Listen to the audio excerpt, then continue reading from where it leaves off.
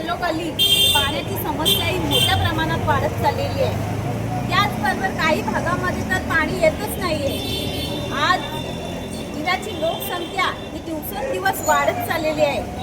लोकसंख्येच्या विचाराने आपण जर विचार केला तर प्रति व्यक्तीस 135 लिटर हा रोजच्या वापरातील पाणी त्यांना आवश्यक आहे आणि त्यानुसार जर आपण विचार केला तर 50 ml एवढी पाण्याची आवश्यकता दिवा शहरासाठी आहे।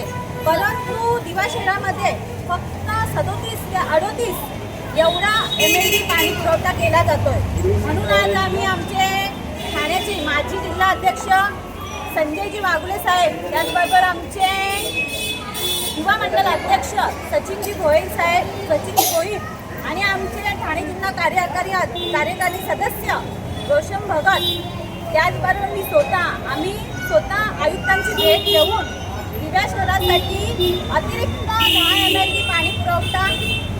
पाणी पुरवठा देण्यात यावा ही त्यांच्याकडे आम्ही मागणी केलेली आहे आणि या मागणीला आयुक्तांकडनं सकारात्मक असा प्रतिसाद आम्हाला मिळालेला आहे।